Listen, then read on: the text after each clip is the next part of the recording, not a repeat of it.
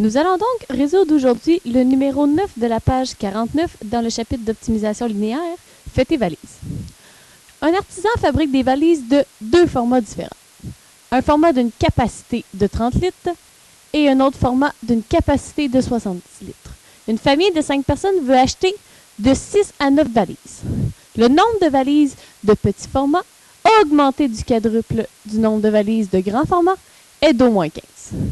Le nombre de valises de grand format ne doit pas dépasser le double du nombre de valises du petit format, augmenté de 3. Cette famille veut quoi? Maximiser la capacité totale de ces valises. Nous pouvons donc identifier nos deux variables x et y, telles que x est le nombre de valises de petit format et y le nombre de valises de grand format. Nous pouvons donc aussi créer la fonction z qui est à maximiser la capacité totale de façon à ce que z soit égal à 30 fois x plus 70 y. Tout d'abord, commençons par nos contraintes de positivité, telles que x et y ne peuvent pas être négatives. Ensuite, on sait que la famille veut acheter entre 6 et 9 valises. Donc, la somme totale de nos valises x plus y doit être supérieure ou égale à 6, tandis qu'elle doit être inférieure ou égale à 9. Ensuite, on a que le nombre de valises du petit format, x, augmenté du quadruple de nombre de valises du grand format, plus 4y, est au moins 15. Donc, ça doit être supérieur ou égal à 15. Et finalement, le nombre de valises de grand format, y, ne doit pas dépasser le double du nombre de valises de petit format augmenté de 3. Donc, y doit être inférieur ou égal dans l'équation numéro 4. C'est ainsi que l'on peut aller créer toutes les équations de nos droites afin de les tracer dans le polygone de contrainte. Nous avons tout d'abord la droite numéro 1, x plus y sera égal à 6.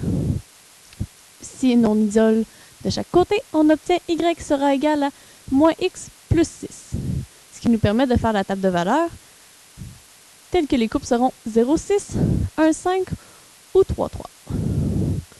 Et nous pouvons déjà tester le point 0,0 lorsque nous serons prêts à tracer le demi-plan dans le plan cartésien. Nous avons donc 0 plus 0 plus grand ou égal à 6? Non.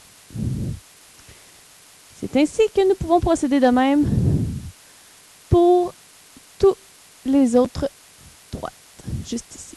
La droite numéro 2, droite numéro 3 et la droite numéro 4, former leurs équations dy égale, ainsi que faire la table de valeurs et tester les points.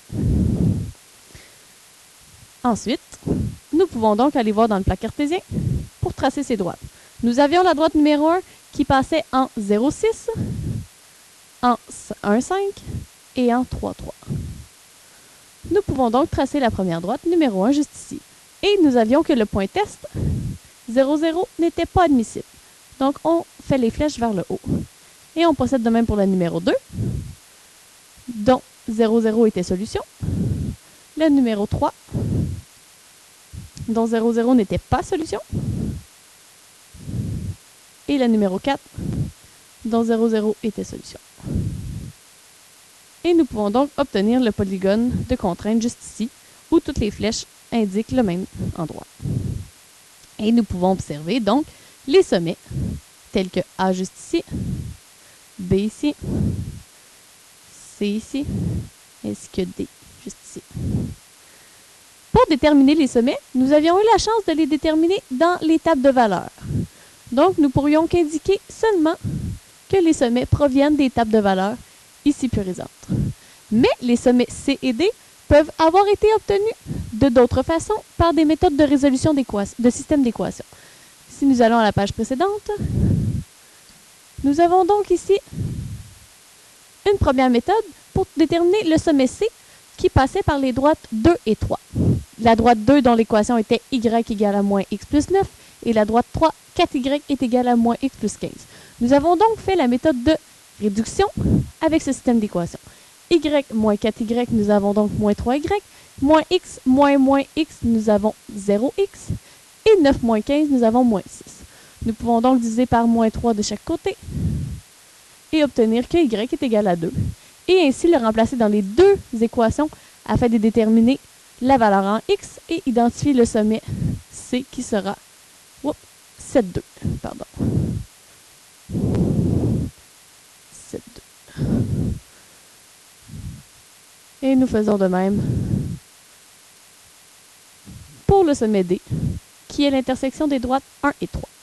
Et nous pouvons procéder par la méthode de substitution en remplaçant y est égal à moins x plus 6 dans la règle 4y est égal à moins x plus 15. Juste ici, nous avons substitué le terme. Nous pouvons donc retourner à la page précédente et ainsi remplacer nos sommets dans notre fonction z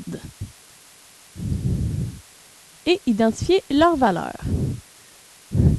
C'est de cette façon que l'on peut observer que c'est le sommet B en 2,7 qui nous donne la capacité maximale de 550 litres. Et donc, nous pouvons dire que la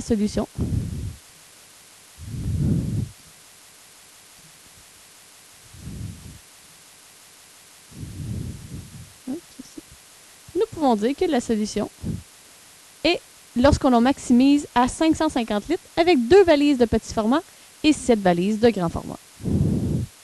Voilà qui complète notre numéro 9, Faites tes valises.